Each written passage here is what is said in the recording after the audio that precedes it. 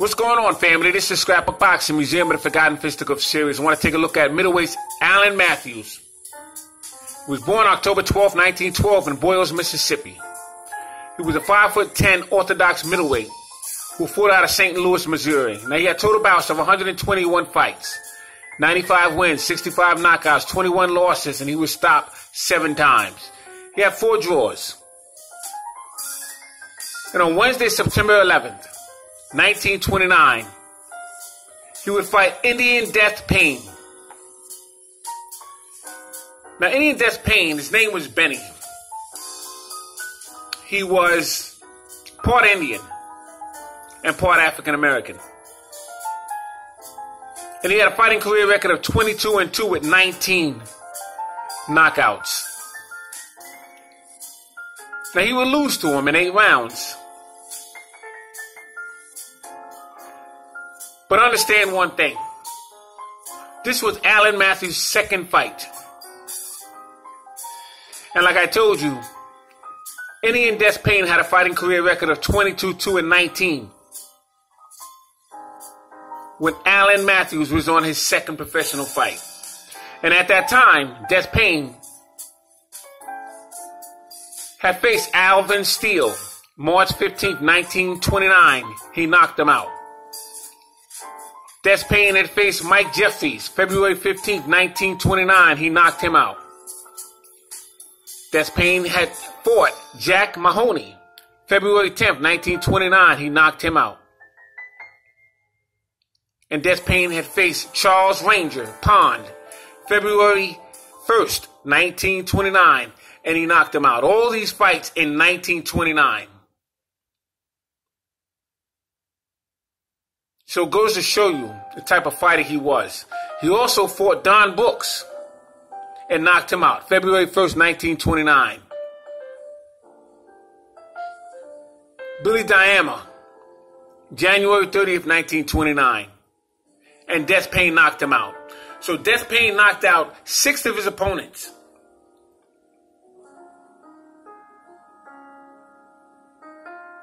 And Allen Matthews lost on an 8-round decision in his second professional fight. Pretty impressive. Now, from June 9th, 1930 to November 30th, 1931, Allen Matthews would win 23 consecutive fights, 18 by knockout. He would face welterweights 5'7.5" Fast Black of Memphis, Tennessee. Fought him in Creighton Hall, St. Louis. And he stopped him in 2 rounds. Friday, March 20th, 1931.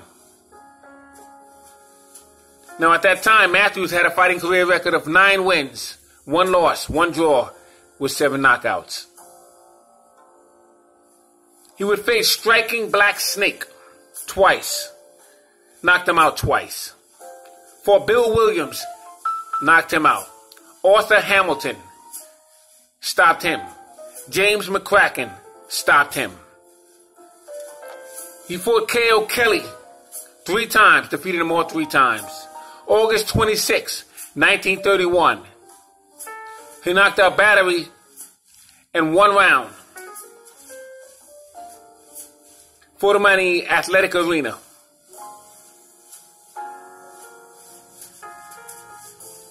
He fought welterweight Young Joe Walcott and defeated him Friday, December 11th, 1931.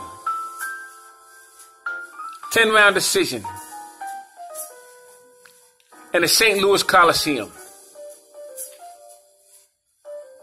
He would face Benny Indian Death Pain again. Fought him 2 more times. Friday, August 5th, 1932. Knocked him out in the 4th round. And December 12th, 1932. He would have 4 fights with Death Pain. 3 knockouts and 1 decision. He faced Sammy Slaughter. Lost a 10-round middleweight decision. But then he knocked out Jack McVeigh in the 7th round. Wednesday, March 8th, 1933. St. Louis Arena. It was scheduled for 10 rounds. He was stopped in 7. Jack McVeigh was a colored middleweight champion from Harlem. He lost his belt to Harry Smith. But in all fairness, Jack McVeigh had lost his last 7 fights. He was in it for the money at that point, but it's still a good name on the resume of Allen Matthews. Allen Matthews would face Bobby Jackson. He fought Baby Flowers. Now he would face Alabama Kid December 30th, 1935. And then again January 17th, 1936. Now December 30th, 1935, he would win on a decision against Alabama Kid. And January 17th, 1936, he would lose one on a decision to Alabama Kid. So they would split a victory. Tuesday, March 3rd, 1936, he would face former welterweight champion Tommy Freeman. Now Tommy Freeman came in with a fighting career record of 160 wins, 16 losses, 21 draws, and 72 knockouts.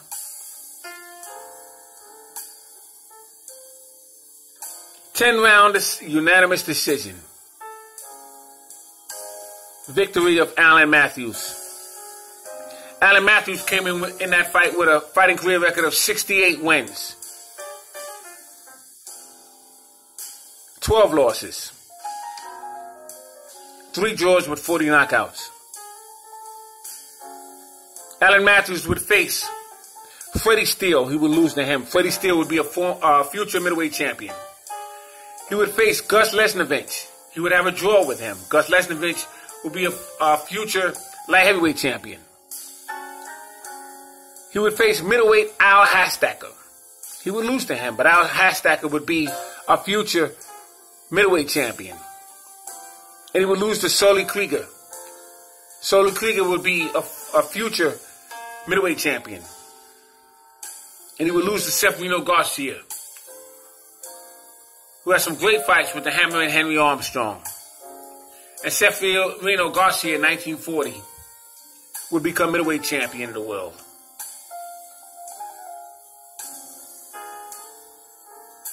So I got to tell you, Allen Matthews, outstanding fighter. I want to show you some of his opponents. Let's take a look at K.O. Kelly, Benny Indian Death Payne. I've already showed you Jack McVeigh and Freddie Steele and Gus Lesnovich and Al Hastack and Sully Krieger and Severino Garcia. I've showed you those fighters. But let's take a look at Indian Death Payne and K.O. Kelly for one moment. I'll even show you Roy Williams. Now, once again, I'm taking out my personal collection to show you these things. This is Benny Indian Death Payne.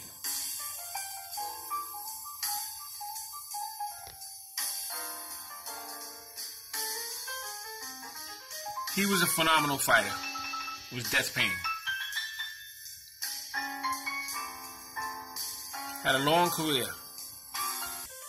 Roy Williams, another dynamic middleweight.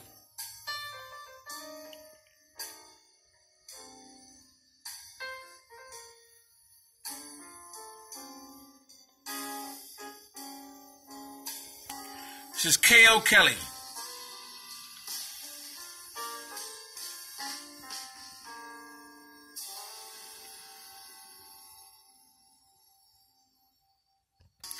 Future middleweight champion, Sully Krieger.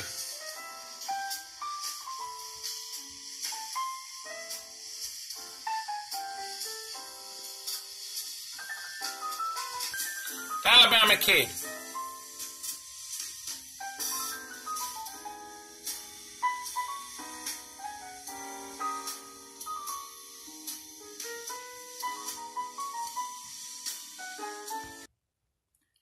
I just wanted you to take a look at Allen Matthews.